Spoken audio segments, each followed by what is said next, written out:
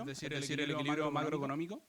También vamos a ver un poquito de TPM, monopolios y al final vamos a terminar con un par de preguntas alternativas. Así que eso. Bueno, como siempre, primero las instrucciones, ustedes ya se las saben de memoria, pero nos sigue pasando de que se siguen equivocando de sala, así que tengan mucho ojo con eso. Recuerden que las salas no son las de docencia, sino que nosotros le enviamos un Excel con las salas, para que lo tengan en consideración. Bueno, su archivo tiene que estar subido en PDF, si ustedes quieren deben pararse, deben decir al ayudante, y el ayudante les va a dar la indicación para que ustedes puedan escanear. Bueno, y eso ya lo conocen. Celulares en las mochilas, por favor, y sus mochilas al frente de la sala. Por favor. Bien. Entonces partamos, ya que estamos un poquito pasados con la hora. Primero un consumo intertemporal. Primero que todo recordemos qué buscamos con estos ejercicios. Los individuos tienen decisiones a lo largo del tiempo, decisiones que tomar hoy, por ejemplo. Y una de esas decisiones es cuánto consumo hoy y cuánto consumo mañana. Y en eso se basa mi decisión de ahorro. Si yo ahorro o me endeudo. ¿Y eso de qué va a depender? Si ahorro o me endeudo. Depende de muchos factores. Como por ejemplo, mis preferencias por consumir hoy día.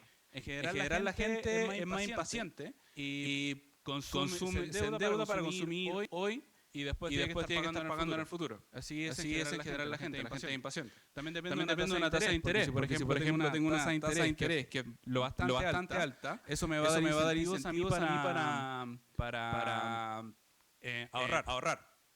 También puede depender de cuánto ingreso reciba hoy. Si hoy día recibo mucho ingreso, por ejemplo, es más probable que yo ahorre parte de ese ingreso y consuma menos. Y si mañana por recibo poco ingreso, voy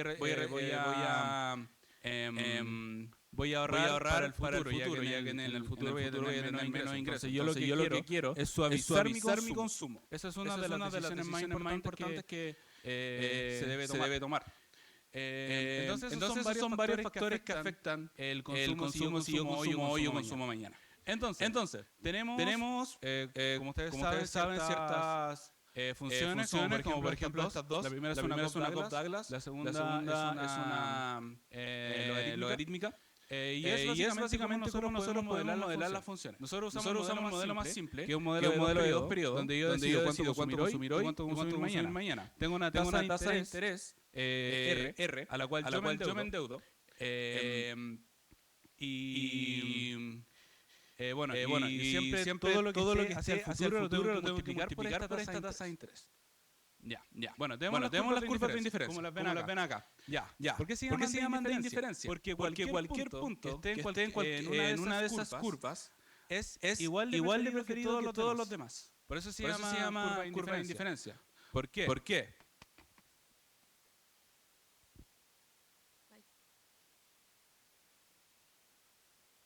Si yo tengo acá, por ejemplo, consumo 1, consumo 2.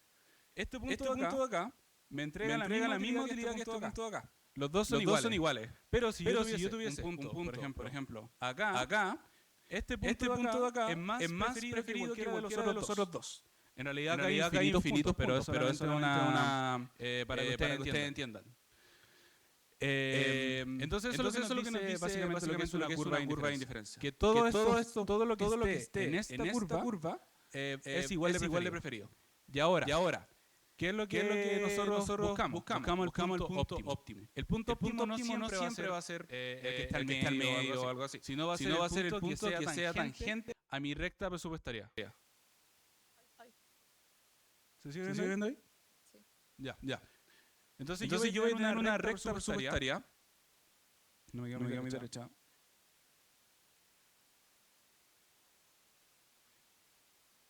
Y esta recta presupuestaria representa todas las combinaciones posibles que yo puedo consumir. No significa que yo quiera consumir acá o acá. Lo que yo quiero es maximizar mi utilidad. Es decir, quiero estar lo más allá posible. Entonces el punto óptimo va a ser cuando la TMS o la curva de indiferencia se iguale con esta recta presupuestaria. De ahí nosotros vamos a tener el punto óptimo. Eso más que nada como la teoría.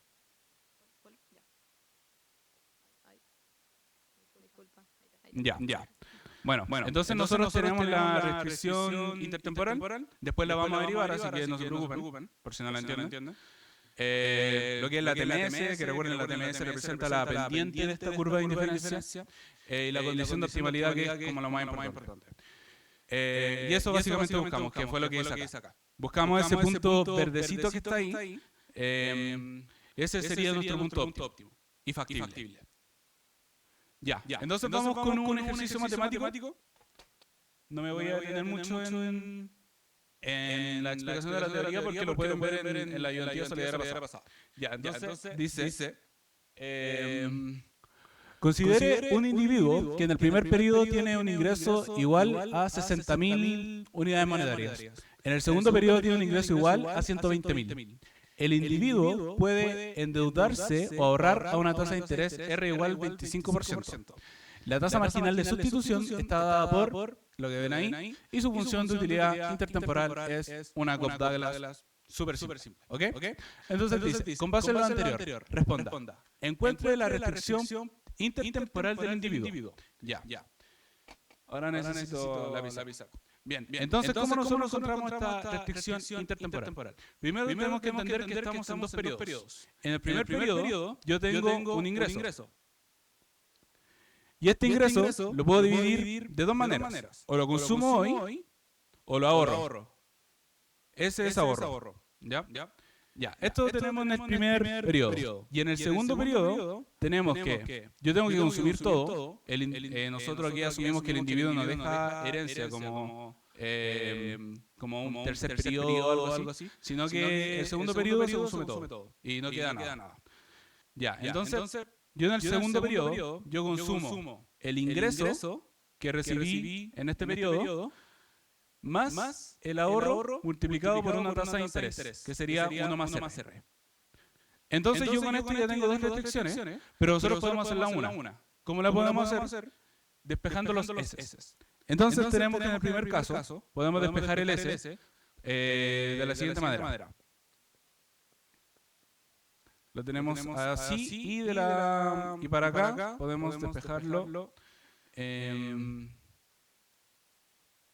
Sería C2 y 2. Todo esto partido en 1 más R. Y aquí tenemos dos expresiones para eso. Entonces la igualamos y buscamos una expresión que condense todo esto. Entonces igualémosla.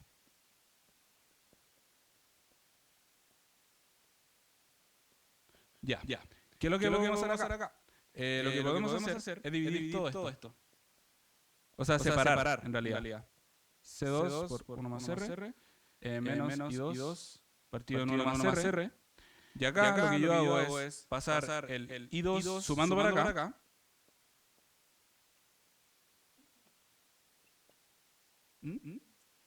Disculpen. Lo que yo hago acá es pasar el I2 sumando, de manera que me quede así. Y esto lo igualo al consumo. Y el consumo, obviamente, como está negativo, pasa positivo para acá. Y se le suma el consumo en el periodo 2. Y aquí nosotros encontramos la restricción presupuestaria intertemporal. ¿Y qué nos dice esto? Nos dice que el valor presente... ¿Por qué digo presente? Porque está dividido en 1 más R. El valor presente del ingreso es igual al consumo presente del ingreso. Esa es la importancia de la tasa de interés, o del 1 más R. Porque está dividiendo, lo está trayendo al presente. Si por ejemplo fuesen dos periodos, lo que se hace es que se eleva a 2. Pero este es el caso más simple, así que estamos considerando un puro periodo. Con eso tenemos la primera pregunta respondida. Ahora dice, encuentra el consumo óptimo para ambos periodos. Yo les comenté, creo que está por acá. No, la otra, por favor. El PPT. Que existe la condición de optimalidad. ¿Y cómo se encuentra el punto óptimo? Tenemos que igualar la TMS, que nos la dan acá, que es C2 partido 2C1. La tenemos que igualar. ¿A qué cosa? A la tasa de interés. Y con eso nosotros encontraríamos el punto óptimo. Perfecto. Así que hacemos eso. la TMS era C2 partido 2C1 y la tasa de interés era 1 más 0.25. Ya. Ahora nosotros despejamos cualquiera de las dos expresiones. Obviamente vamos a hacer esta suma y ponerlo de la siguiente manera. 1,25 por 2 C1. Y eso, ¿tienes calculadora? 2,5. Ya. Y sería aquí nosotros vamos a encontrar una proporción. C2 es, o el consumo en el periodo 2 va a ser 2,5 veces el consumo en el periodo 1. Esa es una relación que nosotros encontramos. Ahora, esta relación la podemos reemplazar en la restricción presupuestaria. Entonces, si recuerdan bien, era consumo 1 más consumo 2 traído a valor presente igual al ingreso del periodo 1 más el ingreso del periodo 2 traído a valor presente. Pero ya nosotros tenemos una expresión para C2. Entonces nosotros reemplazamos lo que encontramos acá en esta expresión, o sea, en la restricción presupuestaria. Y así nos va a quedar toda función de C1. Entonces tenemos C2, que sería 2,5 C1 partido en 1,25. Y esto tiene que ser igual al ingreso, que el ingreso creo que era 120.000. 60.000. Sí, y después 120. Estoy casi segura, voy a ver.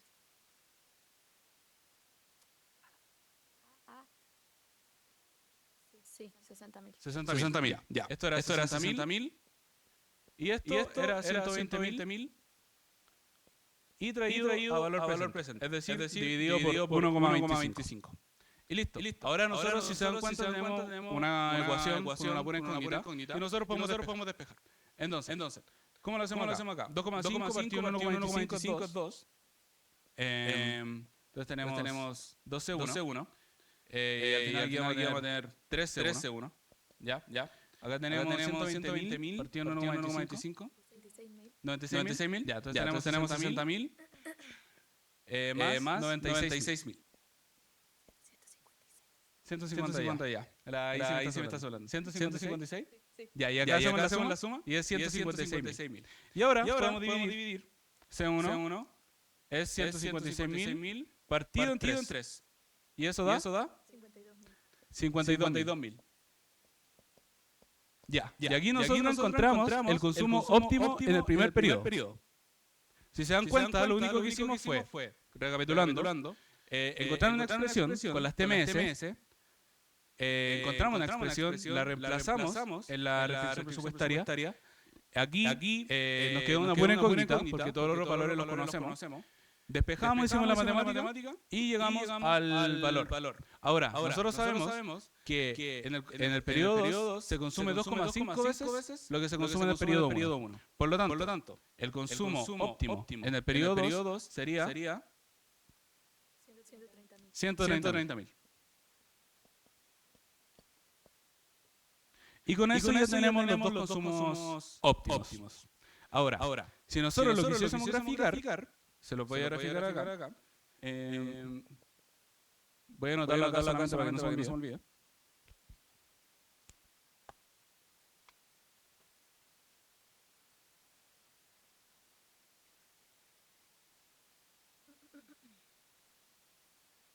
Nosotros vamos a tener en un eje el consumo en el periodo 1 y en el otro eje el consumo en el periodo 2. Tenemos una restricción presupuestaria que representa todas mis posibilidades de consumo, tanto, o sea, combinaciones del futuro, de consumo futuro y presente. Y vamos a tener una curva de indiferencia, donde aquí todos los puntos son igualmente deseados, nos dan la misma utilidad. Entonces, tenemos que el punto óptimo es cuando el consumo 1 está en 52.000 y el consumo 2 está en 130.000.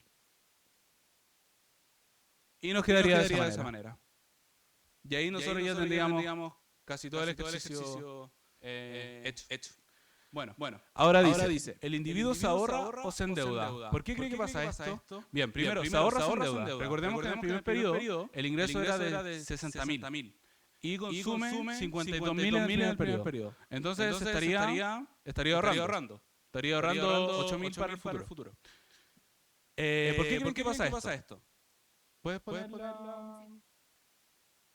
Vean un poco la función, la que tenemos ahí, que es C1 elevado a un tercio y C2 elevado a 2 tercios. ¿Por qué creen que el individuo ahorra en este caso?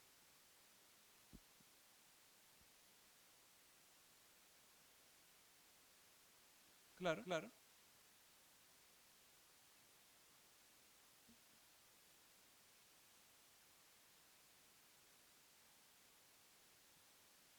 Claro, una manera de verlo como intuitivamente, y esto es bueno que lo hagan, básicamente lo que dice ella, pero ¿en qué sentido? Que si ustedes se dan cuenta, el C2 está elevado a un número más alto. Entonces, por así decirlo, como que, entre muy comillas, tiene una ponderación más alta.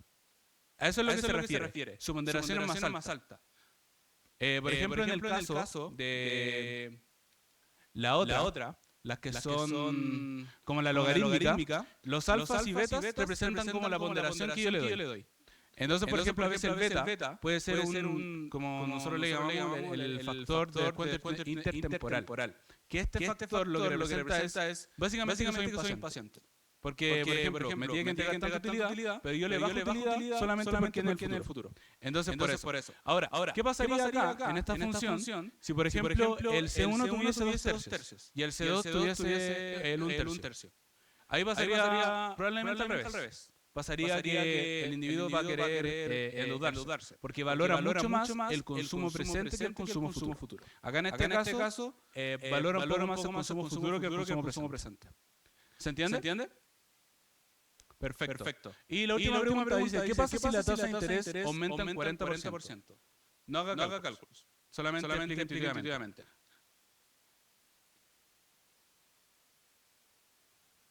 Claro, eso es lo que pasa matemáticamente, pero ¿qué pasaría con el individuo?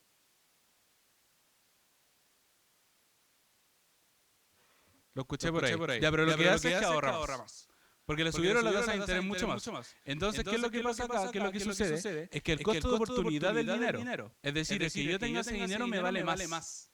Me es más caro tener dinero hoy y no ahorrarlo. Porque podría tenerlo en el banco y en vez de darme una tasa de interés de 25%, ahora me dan una de 40%. Entonces, el incentivo que yo tengo es ahorrar más. Eso es básicamente lo que pasa. Ahora, yo les dejo como tarea, por si quieren, no sé si después lo vamos a subir o algo así, que hagan el cambio. Hagan todo lo mismo que hicimos nosotros, todo este procedimiento, pero cámbienle la tasa de interés en vez de que sea 0.25, 0.4. Y vean cómo les queda el consumo. Y ese sería un buen ejercicio para que ustedes practiquen. Así que se los dejamos de tarea. No lo vamos a hacer acá porque va a ser como más tedioso, pero lo importante es que entiendan la idea. ¿Alguna duda respecto a consumo intertemporal? ¿Sí?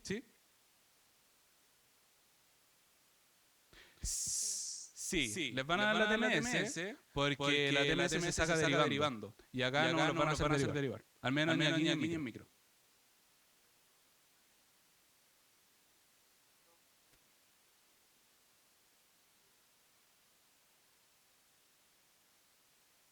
Lo ideal, si tú quieres explicar esto, lo puedes explicar con la función.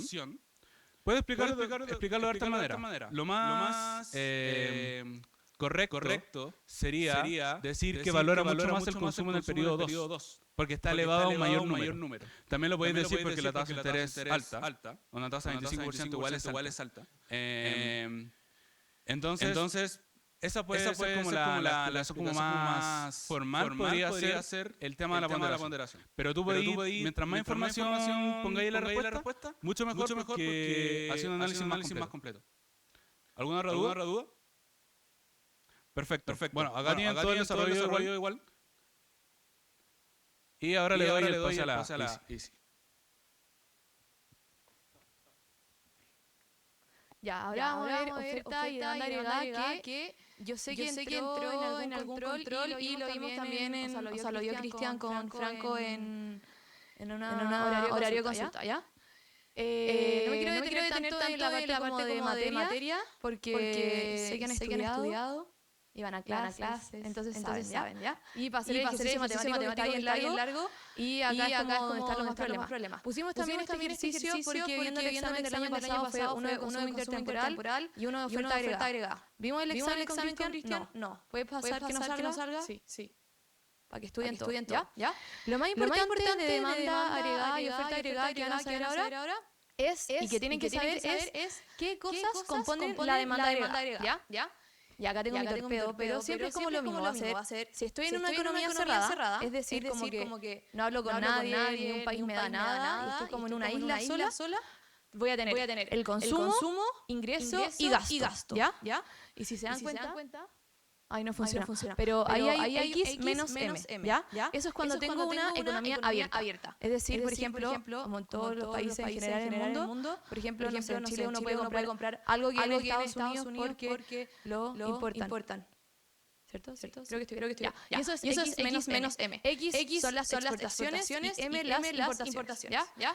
Y lo más importante, así como para ver cada una, consumo van a tener el consumo autónomo y el consumo que va a depender de mi ingreso. Y ahí hay como impuestos y cosas que se pueden poner. La inversión van a ser como lo que se gasta en edificios, en carreteras, cosas así. Gasto de gobierno, lo que gasta el gobierno. Y exportación e importaciones son la venta y compra de bienes y servicios a los extranjeros. ¿Ya? Bueno, esto es lo que acabo de decir. Vamos a tener el consumo autónomo, que es algo que voy a gastar siempre. No sé, podría empezarlo como el arriendo. Como que el arriendo es algo que siempre van a tener que pagar. Y el consumo dependiente del ingreso, eso significa que depende de los ingresos. Por ejemplo, no sé qué puede ser. Pero siempre gastan 0,2 de su ingreso para salir. Entonces, dependiendo del ingreso que tengan, ese 0,2 se multiplica por eso. ¿Ya? Y siempre tenemos como esa fórmula que es C igual C0 más C1. Ya. Y ahí en el C1 se pueden poner pesados. ¿Qué es lo difícil que les pueden poner? Que tenga impuesto. ¿Ya? Si ustedes tienen que pagar impuestos, significa que van a poder gastar unos plata porque tienen que pagar al gobierno para que pueda hacer cosas y que la sociedad funcione, etc. ¿Ya? Y vamos a tener ese C1, que ustedes lo conocen, que se llama propensión marginal a consumir, ¿ya? Y es cuánto cuánto voy a consumir dentro del ingreso, y siempre está entre 0 y 1, ¿ya? Porque no pueden consumir más de su ingreso y no pueden consumir negativo, ¿ya? Esto acá es lo mismo. Ya, y lo importante para poder resolver esto, que casi siempre es matemático, es hacer la demanda agregada, que lo que vimos antes, C más G más X más XN igual a Y, ¿ya? Que es mi oferta agregada. ¿Ya? Y siempre es igual. Siempre se hace igual. Sí. Así que es súper mecánica esta parte, ¿ya? Para que los que no entienden tanto esta parte es solo como resolver ecuaciones, ¿ya? Y esto lo voy a saltar. Como que pueden haber cambio en el consumo si hay, no sé. Bueno, ahora estamos con la Tercera Guerra Mundial. Entonces eso igual nos va a afectar, po. Van a haber movimientos, hay cosas. Esa podría ser una buena pregunta de análisis económico, que no está acá, pero pueden pensarla. Como qué pasa con la Tercera Guerra Mundial y Chile y sus inversiones, por ejemplo, o su consumo. ¿Ya? Y lo último que tenemos es el efecto multiplicador, ¿ya? ¿Qué es el efecto multiplicador? A simple como palabras, como multiplicador monetario, es cómo van a hacer como crecer la plata, ¿ya? Es el cambio total en la producción puede ser mayor que el cambio inicial en la demanda agregada. Lo importante acá puede ser igual a 1, mayor a 1 o menor que 1. Ya. Mayor que 1 significa si yo aumento la inversión, mi PIB, es decir, mi ingreso, va a aumentar al mismo nivel. ¿Ya? Como que suben 1 a 1. Si mi inversión subió 1, mi PIB total sube 1. Si es mayor que 1, y eso es lo que quiere como generar los países, va a ser que si yo subo 1 en inversión, puede pasar que mi PIB total suba como en 1,5. ¿Ya? Y eso es muy bacán, y por eso a veces en el gasto, cuando el gobierno gasta plata, eso hace que el PIB de todo Chile crezca mucho más. Y es por esto. ¿Ya? Como el crear un nuevo negocio, una nueva empresa, o sea, un edificio va a hacer que nuestro PIB suba mucho más de lo que gastaron. ¿Ya? Y si es menor que 1, bueno, pasa como lo contrario. Si mi inversión subió 1, entonces mi PIB va a subir menos que 1, ¿ya? Y eso es lo que la gente como no quiere, o los países no quieren, porque obvio que quieren gastar plata, y como que eso me dé mucho más, ¿ya? Ejercicio. Ya, este está súper parecido a los que hayan estudiado con los exámenes pasados que están subidos en el Drive de la carpeta, no sé qué. Es súper parecido, pero con otros números, ¿ya? Sale. En el país con Holanda, tiene una economía cerrada. Cerrada significa que no tengo exportaciones netas. Entonces, ustedes cuando vean cerrada, piensan al toque que no tiene X ni M. ¿Ya? Porque el problema de esto, cuando uno no cacha tanto, es que igual pone y igual C más I más G más X menos M. Ya, y eso me va a hacer a mí y a Cristian, que estamos revisando, sentir que no entendieron nada. ¿Ya? Pero como vinieron acá y están entendiendo, se acuerdan de que es cerrada y no está X menos. ¿Ya? Y sale. Mi consumo autónomo es 400, mi producción marginal a consumir es 0,4, la inversión es 200, el gasto de gobierno es 300 millones y mi tasa de impuesto proporcional al ingreso es 0,5. ¿Ya? Usando esta información proporcionada anteriormente, conteste las siguientes preguntas. Ya, ¿cuál es el valor del multiplicador de la demanda agregada? Ya, dale. Ya, yo tengo acá mi hint, ¿ya? Ya, esto siempre tiene que partir de lo más básico. Siempre yo les recomiendo, sobre todo cuando están pidiendo solo hacer el multiplicador, no reemplacen ningún número. Todo con letras. Si hacen todo con letras, después cuando hagan el A, B, C, D, va a ser mucho más simple. Porque si empiezan a poner cosas, eso va a hacer que su respuesta tenga que hacer todo de nuevo. Después volver a hacer todo de nuevo. Entonces, si hacen todo con general, después ocupan el general y lo tiran como para las otras cosas. ¿Ya? Entonces, como es una economía cerrada, yo tengo ay, me quedo gigante. Y es igual a C más I más G. Ya. Pero si se dieron cuenta, había una cosa que era propensión marginal a consumir y había algo de impuesto, ¿cierto? Entonces mi consumo en verdad cambia a C0, que es lo que consumo siempre, consumo autónomo, más un C1 por mi ingreso disponible, ¿ya? Que uno le pone como ID, porque es como ingreso disponible. Más I y más G. Ya, el ingreso disponible siempre va a ser el ingreso menos los impuestos que yo tengo que pagar. ¿Ya? Entonces queda como C0 más C1. Ay, chuta. Ya. Voy a escribir así esto. Y por 1 menos T. Más I más G. Ya, porque puse 1 menos T porque va a ser mi ingreso menos mi ingreso por los impuestos. ¿Ya? Y ahora ustedes les preguntaron el multiplicador monetario. ¿Qué es el multiplicador monetario? Lo que está como con las Y. Entonces, ¿qué hace uno? Pasa todas las Y a un lado. Ya. Hay gente que seca matemáticas, ¿ya? Pero en los exámenes uno se pone nerviosa y yo les recomiendo hacer el paso a paso, ¿ya? Porque uno puede decir, puedo hacer esto, factorizar y listo. Háganlo lentamente. Esto va a ser I menos todo lo que tenga Y. Entonces hace C1 y C1, 1 menos T. Es igual a C0 más I más G. Ya. Y ahora yo busco despejar Y, porque voy a tener mis cosas autónomas por mi multiplicador monetario. Entonces, ahora todo lo que me quedó ahí sin Y, para que lo tengan claro, es mi consumo autónomo. Es lo que va a estar siempre. O sea, es lo autónomo, no el consumo autónomo. Es como todo lo autónomo. Y ahora, para que vayan practicando para mate, factorizan. Es que 1 menos C1, 1 menos T es igual a C0 más I más G. Esto tal vez lo vieron como un A. Ya pueden dejarlo como A o le escriben ya. Y después yo quiero dejar I solo. Entonces, ¿qué hago? I es igual a C0 más I más G. Ya, acá yo lo pongo separado como para en verdad entenderlo. Va a ser mis cosas como mi cosa autónoma por mi multiplicador monetario que es 1 menos C1, 1 menos T. ¿Ya? ¿Esto se hace siempre así? Sí. Hagan siempre paso a paso. Vas a leer por un lado y todo eso. Ya. Pero nos pedían cuánto era el multiplicador monetario. Que ustedes lo vieron como K, pero también es como MM. ¿Ya? Entonces, yo sé que mi K es igual a 1 partido 1 menos C1 por 1 menos T. Bueno, y ahora yo sé los valores porque practiqué esto antes. Me queda 1 partido 1 menos C1. La proporción marginal al consumir dije que era 0,4. El T es 0,5. Entonces, 1 menos 0,5, 0,5. 1 dividido 1 menos 0,2. 1 dividido 0,8, porque 1 menos 0,2, 0,8. Esto lo podemos poner como 8 partido en 10. Esto es lo mismo que 10 octavos. Simplifico 5 cuartos. 1,25. Ya. Ese sería mi multiplicador monetario. ¿Ya? Como es mayor que 1, cada vez que ustedes hagan una inversión en gasto, gasten más, haya más inversión, haya más gasto, mi PIB, o sea, mi ingreso va a crecer mucho más. ¿Ya? Esa es la A. Importante que en general los números que nos van a dar acá van a ser lindos en la prueba, ¿ya? Pero yo no puedo hacerlos lindos. Entonces en algún momento va a dar un número feo, ¿ya?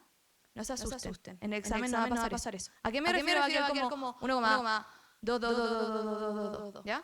En la prueba les va a quedar como bonito como 1,25. Ya. Eso. La pregunta B. ¿Cuál es el producto de equilibrio para esta economía asumiendo que no hay restricciones de capacidad? Ya. La segunda pregunta... voy a decir acá. En la segunda pregunta nosotros queremos descubrir esto. El Y. Entonces, como ustedes hicieron todo con letras, es llegar y reemplazar esta de acá. Yo sé que mi ingreso es igual a el consumo más la inversión más el gasto por... Voy a poner el K, ya que es mi multiplicador monetario. Ya, yo tengo anotado acá que es cada cosa. ¿Ya? Entonces, es llegar y reemplazar. Yo sé que mi consumo autónomo es 400, mi inversión era 200 y mi gasto era 300. Y además nosotros vimos antes que el multiplicador monetario era 1,25 por 1,25. Ya. Entonces, ahora si se dan cuenta, este ejercicio que parece difícil es solo llegar y sumar. ¿Ya? 400 más 200, 300, acá 500, 900. Me da 900 por 1,25. Y 900 por 1,25 no lo calculé. Pero 900 por 900, un cuarto de 900. ¿Cuánto es? En eso estoy. 1125. Tal vez lo puse mal en el ya. Entonces, lo que me estaba preguntando era mi ingreso. ¿Qué hice? Llegué y reemplacé. ¿Tuve que pensar? No. Porque llegar y reemplazar. ¿Ya? Eso, para que se den cuenta que estos ejercicios son fáciles, ya, para que no le tengan miedo a la demanda agregada. Ya, vamos con la C. Ya. No leo nada. Estoy como ya. Si hay un aumento de 300 en la inversión, ¿en cuánto cambiaría el producto de equilibrio en esta economía? Ya, acá es súper importante que tengamos comprensión lectora. ¿Ya? Porque acá me dicen en cuánto cambiará. Es decir, me están preguntando como el triangulito, el déficit, como cuándo va a cambiar.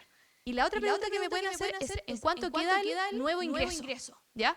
Son dos preguntas distintas. Entonces, cuando la lean, vean qué me están preguntando. En esta es mi triangulito. ¿Ya? Y esta acá, yo aprendí este semestre que hay un hack como para hacerlo mucho más fácil. ¿Ya? Nosotros queremos ver el cambio en mi ingreso, ¿cierto? A ver. No voy a decir para que vean todos. Ya, nosotros queremos ver como el cambio en mi ingreso, ¿cierto? Y ahí esto siempre así. Cualquier cambio, como nosotros habíamos quedado que esto era como algo así. S0. Chuta, más G. Ya. Chuta. Ya. Se ve súper feo. Ya. Pero nosotros habíamos llegado a eso, ¿cierto? Y queremos ver cuánto cambia a mí. Ingreso sí aumenta mi inversión. Además, súper importante, aumenta, porque puede disminuir, obvio. Entonces voy a hacer que mi multiplicador monetario se multiplique por cuánto va a cambiar cualquier cosa. ¿Ya? Porque yo puse un I porque cambió la inversión. ¿Ya?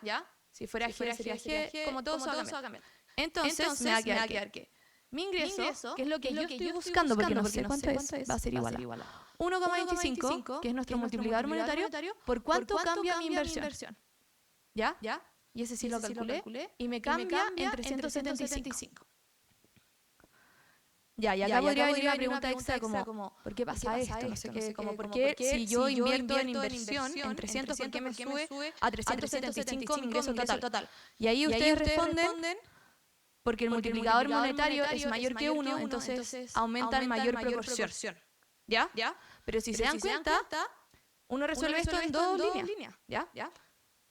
Ahora vamos a la D. Ya. Ecolandia se abre al comercio internacional. Ya, si se dan cuenta, estas preguntas como que primero yo estaba cerrada, ahora me abrí porque quiero comprar cosas de afuera, y van a pasar como cosas nuevas. Probablemente cambie su multiplicador monetario, ya, para que tengan ojo con eso. Sale. Ecolandia se abre al comercio internacional de las exportaciones. Perdón. Ecolandia se abre al comercio internacional, las exportaciones ascienden a 600. Y la propensión marginal a importar es 0,1. ¿Cuál es el nuevo multiplicador? Ya. Entonces, si se dan cuenta, ahora esto cambió. ¿Cierto? Ya no es I más C, no sé qué. Va a ser... Voy a borrar esto.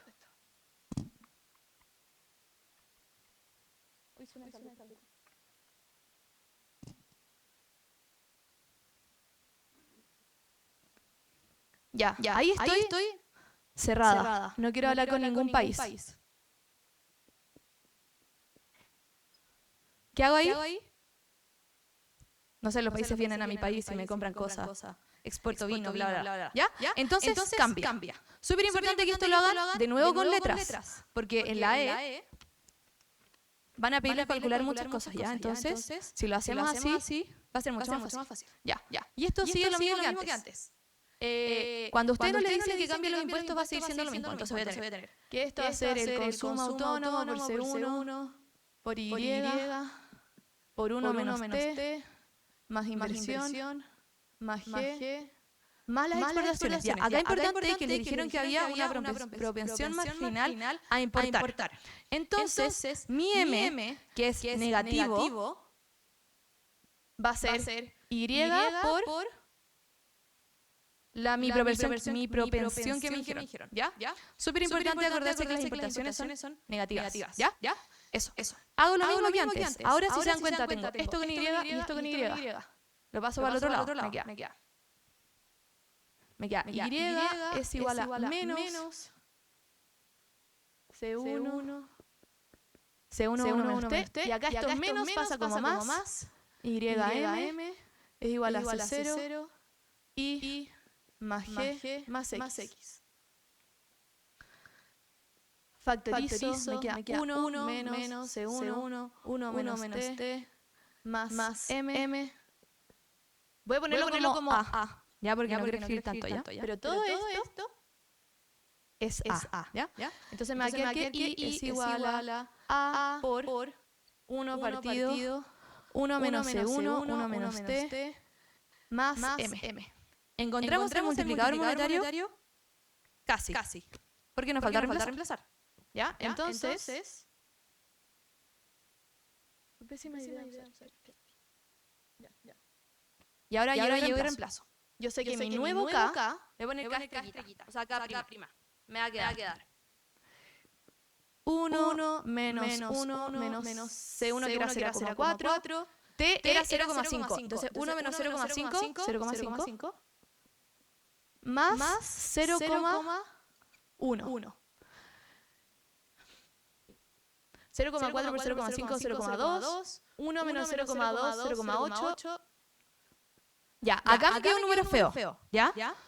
A eso me refería que me había quedado un número feo. Feo porque va a quedar como periódico. ¿Ya? Pero todos sabemos dividir. Entonces ustedes dividen nomás, ¿ya? Y si no les gusta dividir, hacen fracciones. ¿Ya? Ahí al gusto del consumidor. Y esto queda como 1,11. ¿Ya?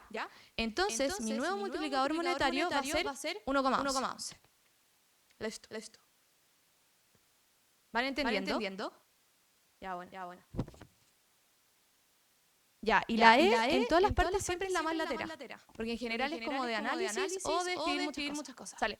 ¿Cuál es el valor del ingreso disponible, consumo, exportaciones netas en el nivel de equilibrio? Ya. Acá uno tiene que ordenarse. Porque si no, como que nada resulta. Ya. Entonces voy a dejar esto acá. Lo primero que tenemos que sacar es el ingreso. ¿Ya? Mi ingreso total. Porque si se dan cuenta, todas las cosas como que dependen de ellas. ¿Ya? Entonces voy a hacer acá esto. Ya. Entonces, cuando les pidan sacar todo lo total, lo primero que parten haciendo es su ingreso total. No. Ya.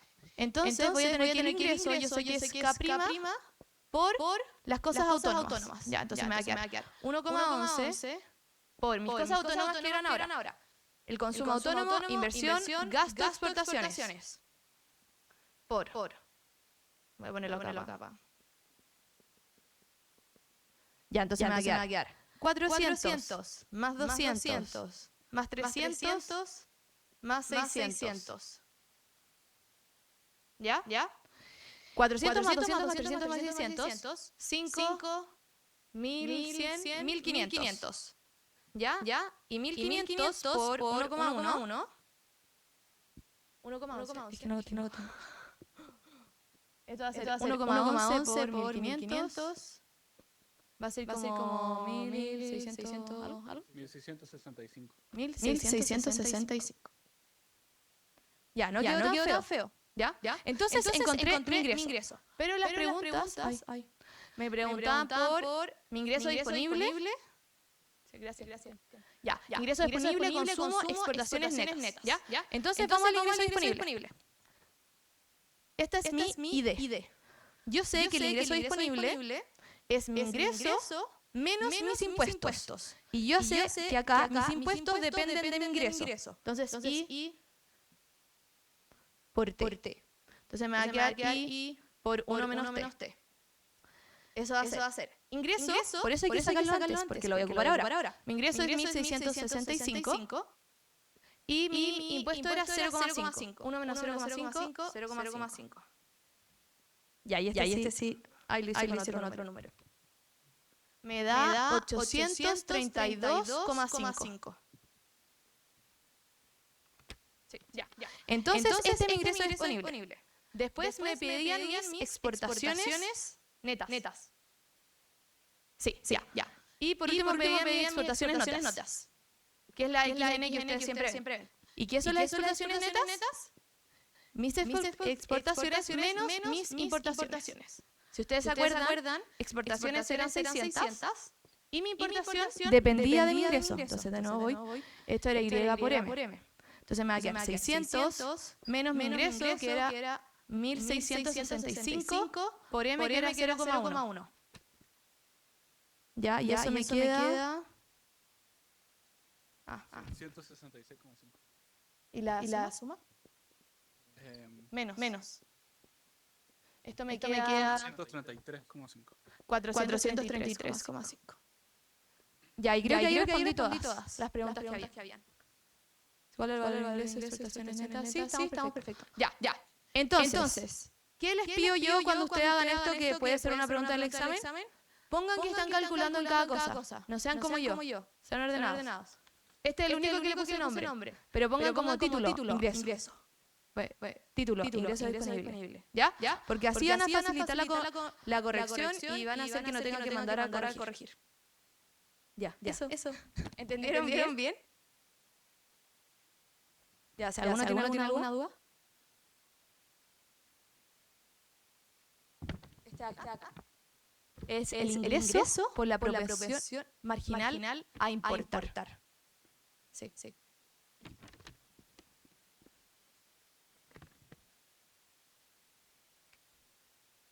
No sé, en alguno como que te pueden dar casos matemáticos. Pero en general son mayores a 1 casi siempre.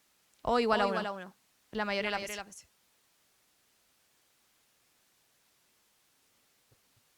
Que cuando hay un cambio, por ejemplo, un aumento en la inversión, necesito que estén en silencio para que escuche la gente que está en su casa.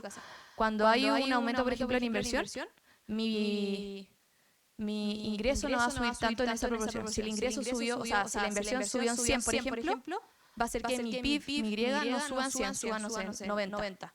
Eso es lo que pasa cuando es menor que 1.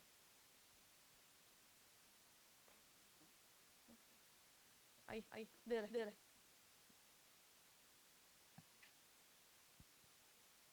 Sí.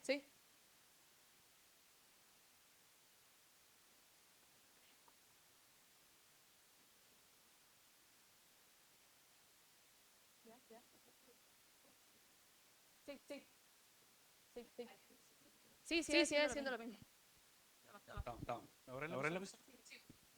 Ya, bien, ahora volvamos un poco al tema de la política monetaria. Nuevamente, no me voy a detener mucho en la teoría porque ya se lo expliqué una vez. Obviamente, si tienen duda me pueden preguntar, no tengo ningún problema. Pero vamos con esto. Bien, recuerden que la política monetaria la controla, al menos en Chile, el Banco Central. Y en general siempre la controlan los bancos centrales. Esto se hace para controlar la inflación. Tanto si queremos más inflación o menos inflación.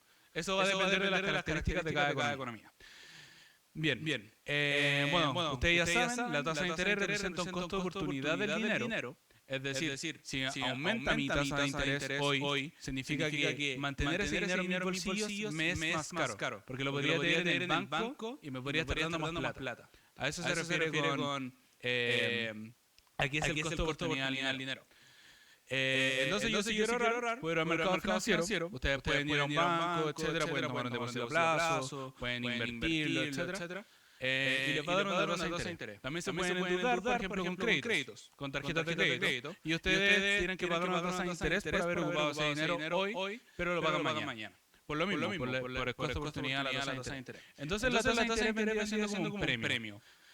Es un premio para quien preste. Es como una ganancia, una utilidad que le da a uno.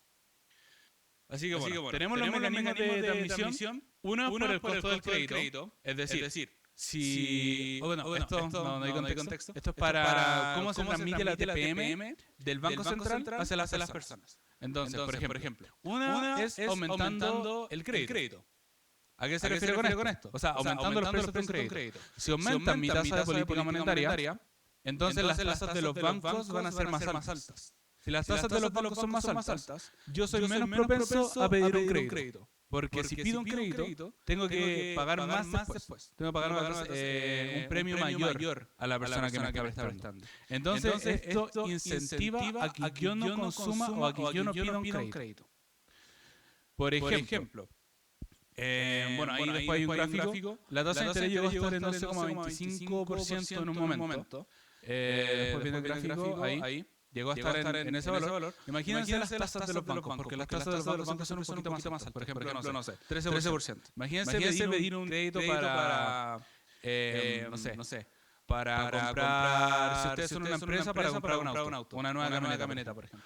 Entonces después, al pagarlo, van a tener que pagar mucho más de lo que era el valor. Entonces, esto desincentiva tanto el consumo, porque no me quiero endeudar, porque voy a tener que pagar mucho más en el futuro, y desincentiva la inversión. ¿Se entiende ese mecanismo? Perfecto.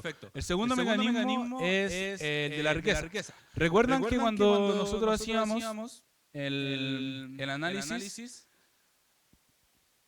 de... Por ejemplo, cuando nosotros teníamos el ingreso en el periodo 2, nosotros lo dividíamos por una tasa de interés, 1 más R. Ya. Si aumenta la tasa de política monetaria, lo que va a aumentar es este R. Entonces ahora estamos dividiendo este valor por un número más alto. Es decir, al final nos va a quedar un número mucho más pequeño. Mientras más grande sea el valor del denominador, más chico va a ser el valor completo. Por lo tanto, afecta el valor de los activos. Si yo tengo activos, los activos se descuentan a valor presente. Es decir, se dividen por la tasa de interés. Por lo tanto, baja el valor de mi activo. Y el otro canal, o de los más comunes, es el del tipo de cambio. Cuando aumenta la tasa de interés en nuestro país, en general tiende a bajar el dólar.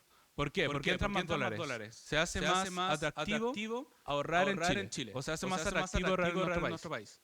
Ahora, siempre cuando ustedes vean, por ejemplo, que la Fed es el Banco Central de Estados Unidos, aumenta su tasa política monetaria, en general a nosotros y a todos los países nos sube el dólar. Ahora, ¿por qué pasa esto? Porque el costo de oportunidad de tenerlo en Estados Unidos es mucho más alto que tenerlo acá en Chile.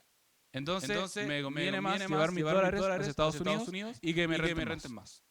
Ese es el mecanismo y obviamente esto va jugando con las exportaciones, con las importaciones, etcétera. Si me sube el dólar, en general yo me vuelvo menos competitivo con mis exportaciones.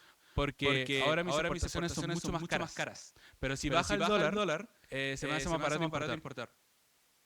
Entonces esa es una de las maneras de cómo afecta. Ahí tienen los tres canales más comunes. Bueno, lo importante Como ustedes saben, cuando en general tenemos una inflación muy alta, lo que quiere hacer el Banco Central es enfriar la economía. Como ya les conté en la identidad solidaria pasada, nosotros tuvimos una inflación de casi el 13%, creo que tuvimos el 13%. Eso pasó por los retiros del 10% por lo IFE, porque hubo mucho consumo en ese momento. Y no había la misma cantidad de inversión, porque piensen que estábamos en pandemia, nadie estaba trabajando. Por lo tanto, había mucho consumo y poca producción. Por ende, se desplaza la curva de demanda y aumentan los precios. ¿Qué es lo que pasa? Que los precios no bajan de un día para otro. Los precios son rígidos en general. Por lo tanto, no bajan. Y ahí conocimos la inflación.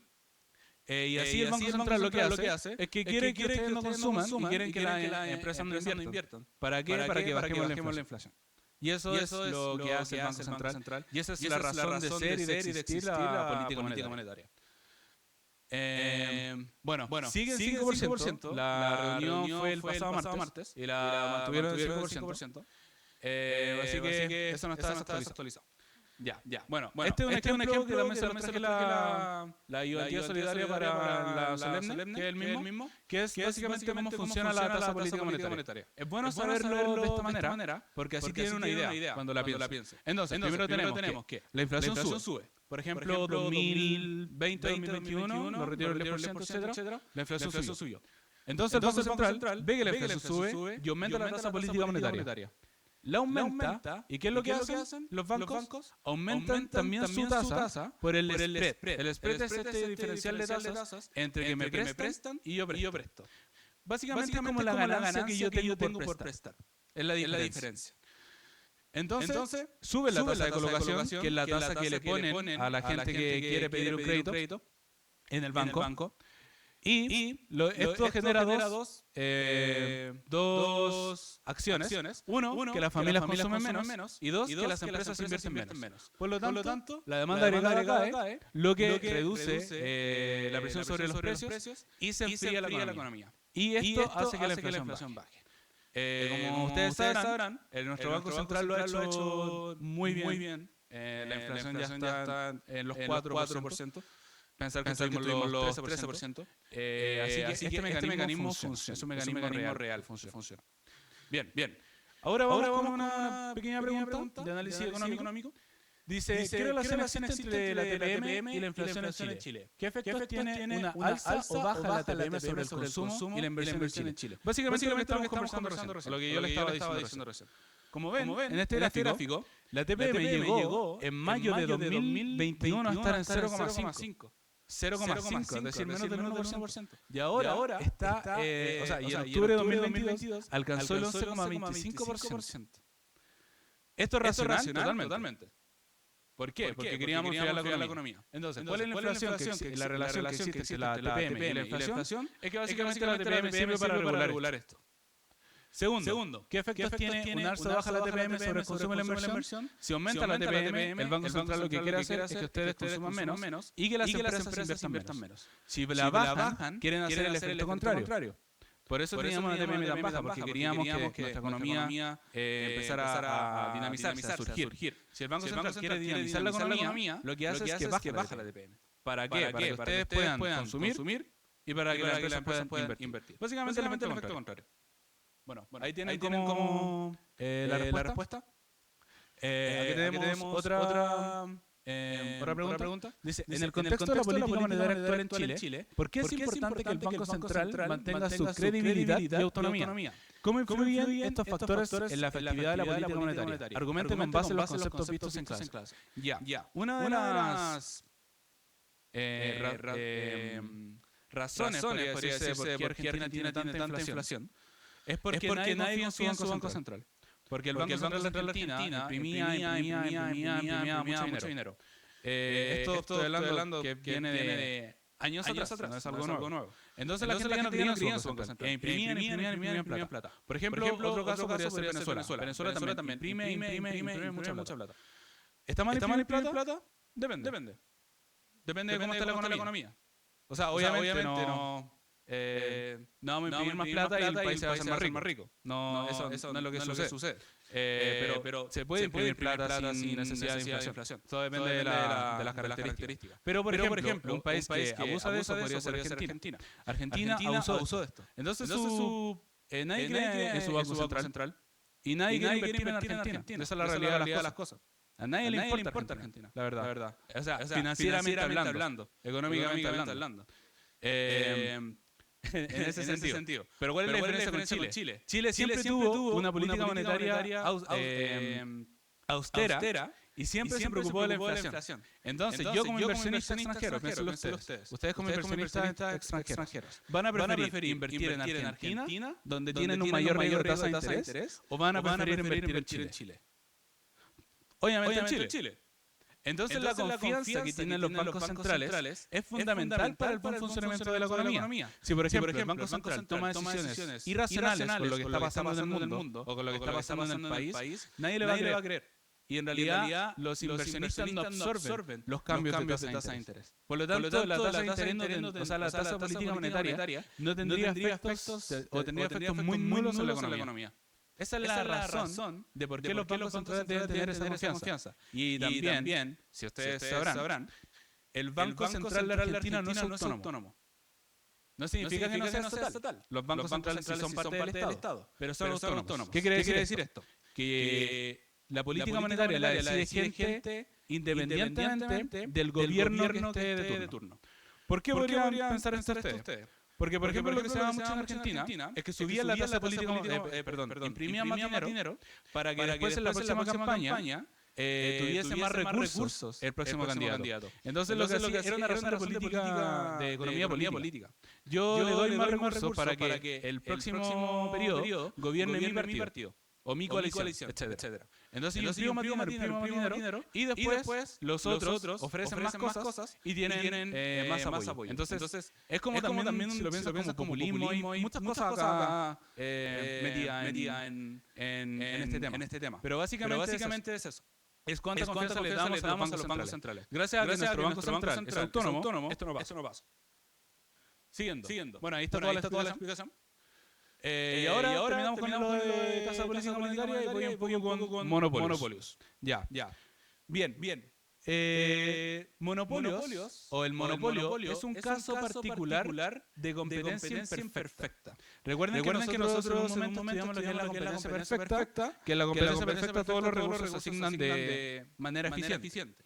Pero esa no es la realidad. La realidad es que existen monopolios. Pero también existen, por ejemplo, monopolios naturales.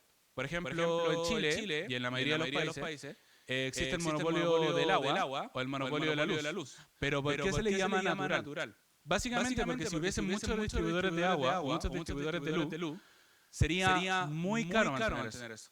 Entonces, ¿qué es lo que hace el Estado? Le da la concesión a una empresa que sea un monopolio natural. Obviamente se regula los precios, etcétera. Todo eso se regula. Pero es mucho más fácil para que los costos no sean tan altos. Porque imagínense, nosotros tuviésemos 5 empresas de agua en Santiago, por decir algo. Si tuviésemos tantas empresas de agua en Santiago y ustedes se quieren cambiar, ¿cómo podrían realmente hacer el cambio de agua? Tendría que haber muchas tuberías por abajo. O por ejemplo, si fuera electricidad, tendría que haber como el triple de cables en las calles, en los postes. Entonces, si lo piensan, saldría muy caro el que haya más empresas. Y sale mucho más barato que haya una. Porque además, por ejemplo, si yo quiero ser empresa A de agua y vecino de empresa B, o sea, ni siquiera estoy abarcando todo. Entonces eso es lo que representa un monopolio natural. Al menos en Chile y en la mayoría del mundo son regulados. Son regulados por los precios, con la inversión y en muchos otros temas. Pero también los monopolios los podemos ver como un incentivo a la innovación. La gente puede innovar. Y lo que les da el Estado a los innovadores son derechos de propiedad o como nosotros los conocemos como patentes. Por ejemplo, está el caso de las cosas farmacéuticas, de la industria farmacéutica. Las farmacias en general, o sea, la industria farmacéutica cuando saca un remedio para una enfermedad, un nuevo remedio que no existía, por ejemplo, el valor de ese remedio es altísimo. Ustedes a veces ven en la tele que, por ejemplo, hay gente que quiere comprar un remedio que vale no sé cuántos millones de pesos, que vale mucha plata. Entonces, ¿qué es lo que sucede acá? Lo que hace el Estado o los estados lo que hacen es que protegen a este innovador. Ustedes pensarán, ya, pero entonces, ¿de qué nos sirve si el remedio es carísimo? Bueno, nos sirve porque si no nadie lo haría. Porque la inversión que ustedes tienen que poner para crear un nuevo remedio es altísima. Pero yo tengo que recuperar esa inversión. O si no, no lo hago. Es decir, si yo quiero hacer algo, una innovación, una inversión, esa inversión en el futuro me tiene que dar a mi plata. Si no, ¿para qué la voy a hacer? Estoy gastando tiempo y plata. Entonces, para que exista esto, lo que hacen los estados es que entregan estas patentes. Y por eso los remedios en un principio son muy caros. Porque tienen que recuperar toda la inversión. Esa es una de las razones fundamentales de por qué existen los monopolios naturales, o sea, los monopolios. Y por qué existen los derechos de propiedad y todo eso. Entonces, en general, se da un monopolio temporal. Entonces, por ejemplo, yo producí un remedio y ustedes ya no lo pueden producir. Al menos, no sé, por 10 años. Cosa de que yo lo produzca, sea el único vendedor y maximice mi beneficio y después ya se libere de producir todos los que quieran. Esa es una de las razones. Bueno, otra de las características principales de los monopolios es que los monopolios tienen poder de mercado. Es decir, influyen fuertemente en el precio de las cosas. Una de las características principales, y después se la voy a mostrar gráficamente, es que los monopolios no tienen... o sea, los monopolios tienen un precio mayor al precio de competencia perfecta y además producen una cantidad menor. Ya. Bien, entonces vamos a estudiar el comportamiento de un monopolio. Lo vamos a estudiar con un gráfico. Ya, se lo voy a hacer acá para ir explicándoselo paso a paso. Ya. Nosotros tenemos ya un gráfico común y corriente. Donde aquí tenemos precio y cantidad. Ya. Primero, nosotros en competencia perfecta, las empresas lo que hacen es que igualan precio igual costo marginal. ¿A qué se refiere el precio? Se refiere básicamente a la curva de demanda. Entonces nosotros vamos a tener en este gráfico una curva de demanda. ¿Ya? Esta es la demanda. Vamos a tener un costo marginal. Vamos a asumir por ahora fijo para que ustedes entiendan más o menos cómo funciona esto. Este va a ser el costo marginal. Ya. Y nosotros en competencia perfecta lo que hacemos es que encontramos este punto de acá. Y ese es el punto al que se produce. Entonces, nosotros acá vamos a producir, vamos a tener la cantidad de competencia perfecta y vamos a tener el precio de competencia perfecta. Y recuerden el tema de los excedentes. Acá, en todo este área sería el excedente de consumidor y no hay excedente de productor. Si se dan cuenta. Y esto pasa básicamente porque en competencia perfecta no hay beneficios en largo plazo. Entonces, si lo vemos en este gráfico, no podemos ver como... o sea, si fuese así, tendríamos excedente, pero como es una línea recta, no hay excedente. Ya. Pero en monopolio tenemos una cosa un poco distinta. Y es que ya no vamos a igualar el precio con el costo marginal. Vamos a igualar el ingreso marginal con el costo marginal. Ya. Ahora, ¿dónde ponemos el ingreso marginal? El ingreso marginal en general tiene como el doble dependiente de la demanda. Entonces, por ejemplo, si tenemos una demanda así, esto puede ser una curva de demanda, son solamente letras para ilustrar. El ingreso marginal puede que sea algo así. Eso como regla general. Igual se lo deberían dar si le hacen un ejercicio de esto. Entonces, yo grafico el ingreso marginal. Voy a hacer que es algo más o menos parecido a esto. Y grafico el ingreso marginal. Ya. Pero recordemos que ahora estamos en situación de monopolio. Entonces el monopolio ya no produce acá. El monopolio va a producir cuando se iguale el ingreso marginal, que lo tenemos acá, con el costo marginal.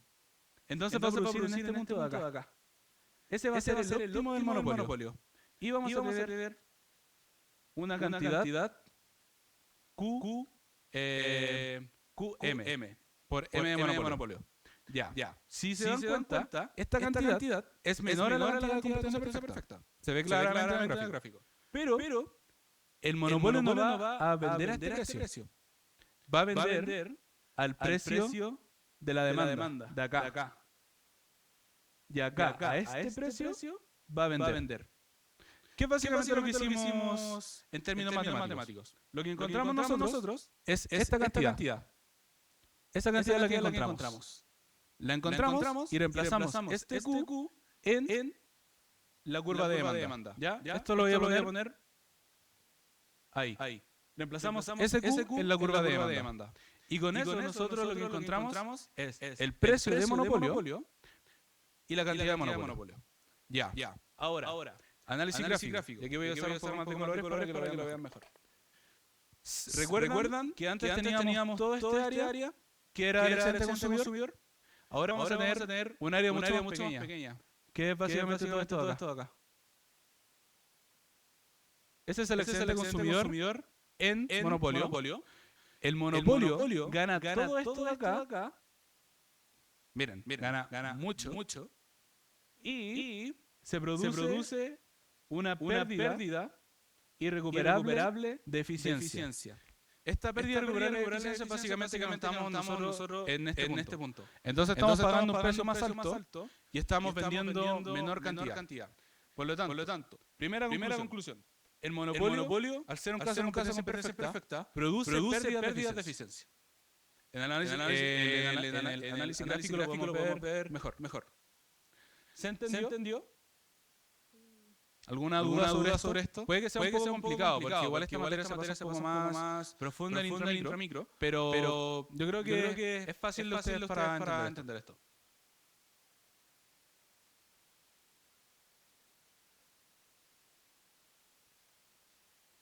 El costo marginal nosotros acá estamos asumiendo que es fijo. Es decir, el que tenemos acá. Entonces solamente hacemos la línea. El costo marginal en realidad... En general los costos marginales son algo parecido a esto. Son como así. Así son los costos marginales. Pero esto es solamente netamente por el ejercicio. Como para que sea más fácil de ustedes para entender. Entonces, si lo tuviésemos así, lo que igualaríamos sería acá, por ejemplo. De ahí tendríamos que se junta el costo marginal con el ingreso marginal. ¿Se entendió? Perfecto. Ya. Entonces, bueno, ahí tienen el gráfico. ¿Sí? La pérdida de eficiencia. No, ponlo gráfico. Esa es el área B. Esa es toda la pérdida de eficiencia. ¿Por qué? Porque nosotros podríamos estar en el puntito donde se iguala la demanda con el costo marginal. Nosotros podríamos estar en ese puntito. Pero no. Estamos más acá. Y eso es lo que hace que perdemos. Tenemos un precio más alto y tenemos menor cantidad ofertada en el mercado. ¿Alguna otra duda? ¿Arriba no? Perfecto. Ya. Entonces, bueno, esto es básicamente como el resumen de todo. Como todas las conclusiones. Tenemos que los consumidores se quedan con el área C. El área A sería del monopolio y el área B sería de la pérdida de eficiencia. Se produce menos que en el óptimo social. Eso es otra conclusión. Bueno, y ahí está por qué se produce la pérdida de eficiencia. Es básicamente todo lo que mencioné recientemente. Ya. Entonces ahora vamos a hacer un ejercicio cortito de monopolio y después vamos a pasar a las preguntas de alternativa. Entonces nos dicen, considera un monopolio que tiene costos iguales a CT. Lo voy a anotar primero. 20Q. Por lo que el costo marginal es 20. La curva de demanda es P igual 32 menos 2Q. Y el ingreso marginal es 32 menos 4Q. Y dice, calcule el equilibrio monopolio y grafique. Ya. Entonces, ¿qué es lo que hacemos nosotros? Recordemos la situación de monopolio. El monopolio maximiza cuando el ingreso marginal es igual al costo marginal. Por lo tanto, lo igualamos. 32 menos 4Q lo igualamos a 20. Tenemos una ecuación de una por incógnita. Entonces pasamos para acá. Nos quedaría 12 igual a 4Q. Y Q de monopolio es igual a 3. Ya, ahí encontramos la cantidad. Ahora, tenemos que encontrar el precio. Como les dije, el monopolio va a buscar esta cantidad en la curva de demanda para saber cuánto puede, a qué precio puede vender. Entonces este Q que tenemos acá, lo reemplazamos aquí. Para saber si yo ofrezco 3, ¿a qué precio lo puedo vender? Entonces reemplazamos. Y tenemos P igual 32 menos 2 por 3. Y esto sería P igual 32 menos 6. Y si no me falla la matemática, debería ser 26. Y ahí tenemos el precio monopolio. Ya, entonces ya tenemos casi todo. ¿Podéis volver a la otra? Bueno. Y entonces lo que hacemos nosotros, ahí está. Y nos queda eso. Ese sería el gráfico. Que si se dan cuenta, tenemos el costo marginal, que es 20. Es fijo. Tenemos el ingreso marginal, que es la curva punteada roja. Tenemos la demanda, que es la línea azul. Y tenemos que se encuentran cuando la cantidad es 3 y cuando el precio es 26. Entonces tendríamos todo el gráfico. Ahora, si ustedes se dan cuenta, acá se ven al tiro todos los triángulos. Los triángulos de los cuadrados. Ubican el 26. En el 26 tienen arriba un triángulo. Ya, ese triángulo es el excedente consumidor. Después entre el 26 y el 20 tenemos un cuadradito. Ese cuadradito, bueno, un rectángulo en realidad. Ese rectángulo es el excedente de monopolio, como el bienestar del monopolio. Y después tenemos el otro triangulito que está para este lado, y ese triángulo sería la pérdida de eficiencia. Porque nosotros podríamos estar donde se intersecta la recta azul con la recta negra. Y ese sería el caso de competencia perfecta. Pero como es un monopolio, estamos en ese lado. Bueno, y ahora nos piden calcular los excedentes. Voy a dejar el gráfico ahí. Solamente voy a anotar.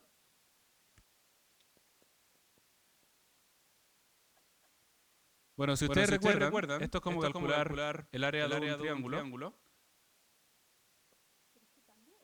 No, todavía no. Que estoy anotando los datos. 2. Y la pérdida recuperable de... La pérdida recuperable de eficiencia sería 26 menos 20 por 3 partido 2. Ya, ahora sí. Ya.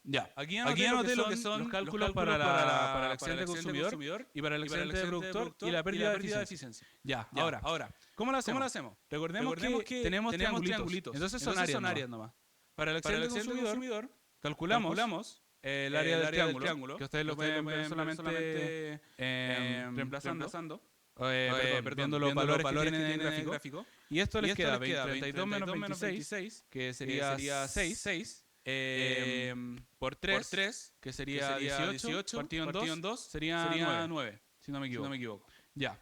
Acá tenemos 26 menos 20, este es el excedente consumidor. 26 menos 20, 6 por 3, 18. Y por último tendríamos la pérdida recuperable de eficiencia. Ahora, ustedes se preguntarán por qué es 3. Si nosotros igualamos el costo marginal con el ingreso marginal, con la demanda, nos va a dar que esta cantidad es 6. Entonces vamos a estar en esa parte de la curva. Por lo tanto, sería 6 menos 3, la base del triángulo. Entonces seguiría siendo 3. Y esto nos da también lo mismo, creo. Nos da 9. Entonces tenemos todo. El excedente consumidor, el excedente productor y la pérdida recuperable de eficiencia. Ya. Entonces, ahora vamos a las preguntas alternativas, que sería lo último. Ya, sé que estamos un poco pasados, así que la vamos a hacer rápidamente, porque está toda la explicación y necesitamos, porfa, que no se vayan al final, porque les tenemos un regalo. Para que no se vayan ya. Piensa hasta el final para que puedan tener el regalo ya. Eso. Partamos. Si se dan cuenta, los profesores dijeron que entraba toda la materia del año ya. Entonces, ¿qué pensaría yo? Que nunca la chunto, pero pensaría que me van a preguntar cómo las cosas de mal en alternativas, ¿ya? Entonces por eso hicimos estas. En un mundo donde solo existen Iquique y Linares, ambos producen empanadas y marraquetas. Si Iquique puede producir 600 empanadas o 300 marraquetas, y Linares puede producir 400 empanadas, 800 marraquetas, usando todos sus recursos. ¿Cuál de las siguientes afirmaciones es correcta? Ya. Acá importante, ustedes saben que esto resta puntaje, entonces léela con cuidado y todas esas cosas. Yo lo primero que quería leer cada cosa. Esto es como costo oportunidad, ventajas comparativas, ventajas no sé cuánto. Entonces podríamos sacar eso primero. Cristian, ¿me pasás ahí al otro lado? Sorry.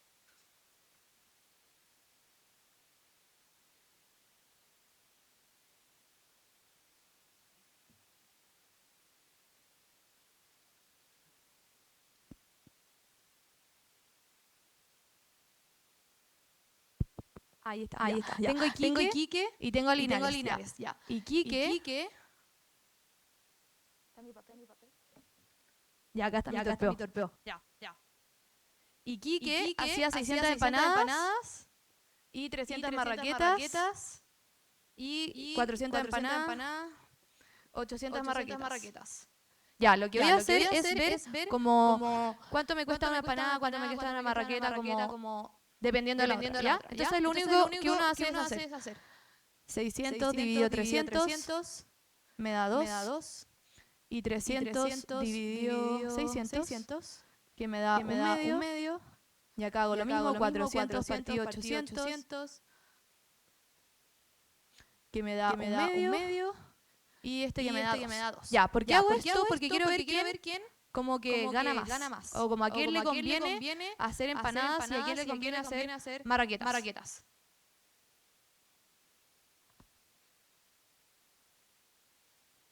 Sí. Yo voy a hacer 2 empanadas por una marraqueta. Porque al final, si no se acuerdan cómo es, a mí también me pasa que no me acuerdo.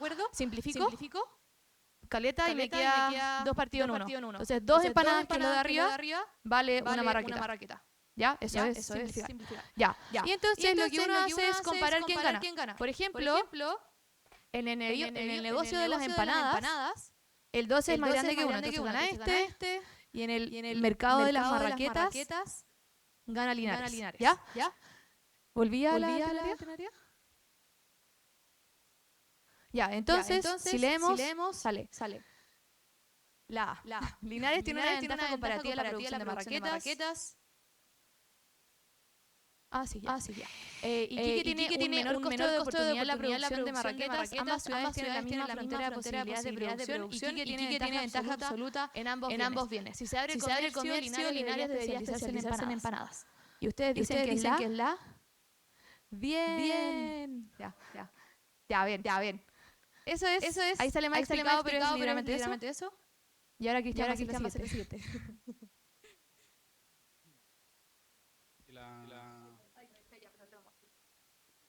Dale, ahí está.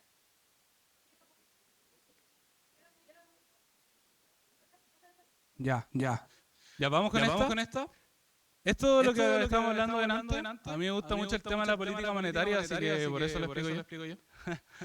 Dice, ¿cuál de los siguientes efectos puede ocurrir si la inflación es persistentemente más baja que la meta del Banco Central? Es decir, por ejemplo, nosotros tenemos un 2% de inflación y llevamos mucho tiempo con un 2% de inflación y la meta del banco es 3. ¿Qué hacemos? ¿O qué pasa?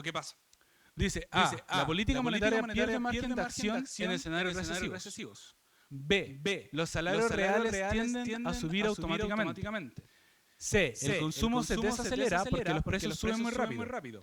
D. El tipo de cambio tiende a depreciarse de forma estructural. Y E. Se produce un aumento sostenido de los precios de bienes no transables. A lo mejor yo creo que quedaron un poco confundidos con todo. Vamos a ir explicando uno por uno. Ya, voy a partir con la B, porque la es la correcta. Pero para terminar con la A explicándola bien. Ya, dice, los salarios reales tienden a subir automáticamente. En realidad no tienden a subir automáticamente. Solamente decimos que la inflación es es baja. No estamos hablando de los salarios. No estamos viendo como qué efecto hay en el mercado laboral, etcétera. Solamente estamos hablando de la inflación. Si bien el salario real se divide el salario nominal partido en la inflación, acá nosotros no estamos analizando salarios. Entonces no sabemos si el salario va a subir o bajar. Por lo tanto, no es probable que pase. O no tenemos toda la información disponible como para afirmar que pasa esto. La B. Perdón, la C. El consumo se desacelera porque los precios suben muy rápido. Es lo contrario. Los precios bajan. Pero aquí estaríamos teniendo lo que se llama una deflación. Ahora, la deflación también es mala. Para que lo sepan. La deflación, bueno, tanto la inflación como la deflación son malas, pero incluso una deflación puede ser más dañina que una inflación. Ahora, ¿por qué pasa esto? Porque si ustedes ven que los precios están bajando, por ejemplo, ustedes se van a querer comprar algo, no sé, un celular. Y resulta que esta semana está a 200. La próxima semana a 190. La próxima semana, en 2 semanas más, 180. Y así ven que el precio va bajando. Si ustedes ven esto, lo que ustedes quieren hacer es esperar más para que esté mucho más bajo. Entonces, ¿qué no están haciendo? No están consumiendo. Por lo tanto, cuando tenemos inflación muy baja, la relación que nosotros podemos establecer es que existe una deflación. O sea, una recesión. Porque no se consume lo mismo que sería como un escenario normal. Porque están los precios bajando mucho. Ya, entonces por eso tampoco podría ser. La D. El tipo de cambio tiende a depreciarse de forma estructural. Al revés. Se aprecia. Porque está subiendo porque la inflación está bajando. Entonces me cuesta menos comprar un dólar. Y se produce un aumento sostenido de los precios de bienes no transables. ¿Qué son los bienes no transables? Son básicamente los bienes que no se exportan. Por ejemplo, un bien no transable podría ser que ustedes coman en un restaurante. Porque ustedes no van a exportar una comida de restaurante afuera. Otro, por ejemplo, podría ser un servicio no transable que podría ser un corte de pelo. Ya que los cortes de pelo no se exportan. Y tampoco se importan. Puede que a los peluqueros sí, pero no a los ¿cómo se llama? El corte de pelo, el servicio en sí. Entonces nos queda la política monetaria pierde margen de acción en escenarios recesivos. Y es básicamente por eso. Porque ahora, si nosotros estamos con una inflación mucho más baja, nosotros cuando estamos en una recesión, la tasa de interés va a estar mucho más baja. Entonces como los precios van a seguir bajando, el que yo baje la tasa de interés no me va a hacer nada cambiar mi consumo. Porque yo quiero que los precios sigan bajando. Entonces es básicamente es lo que pasa. No sé si se entendió. Puede que sea un poco enredado. ¿Alguna duda sobre la A? Sí.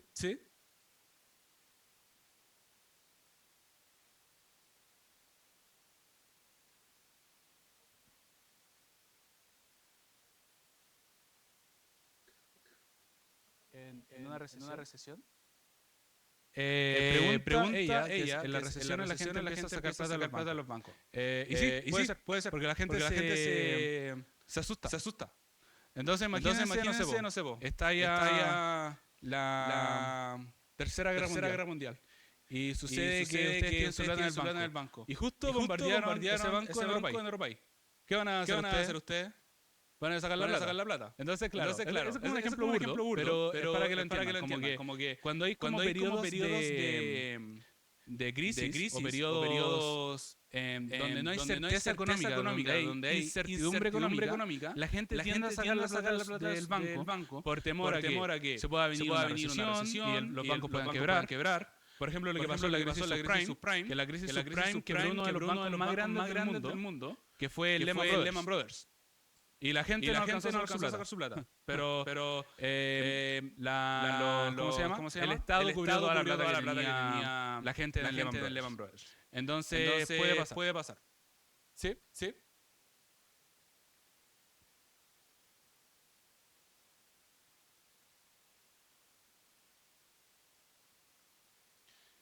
Las recesiones, si la política monetaria pierde margen, voy a hablar de la visión keynesiana. Keynesianamente, lo que debería hacer el Estado es aumentar su gasto para que se consuma más.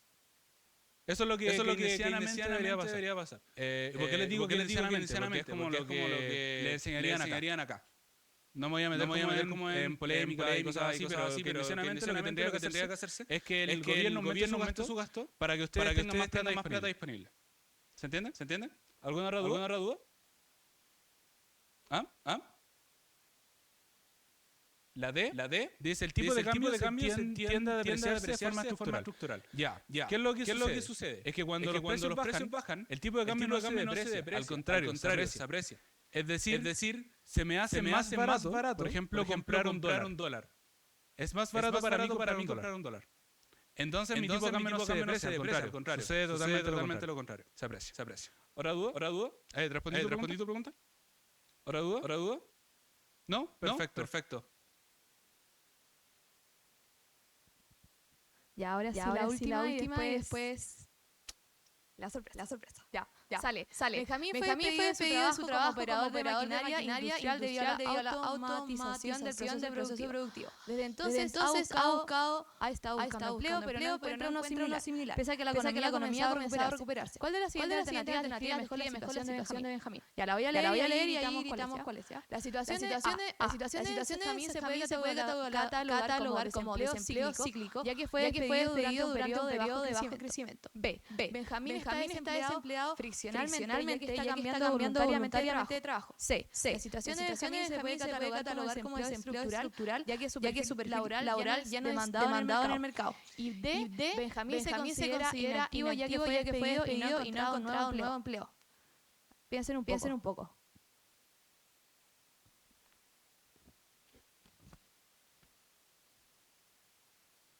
A ver, ¿cuál creen que es?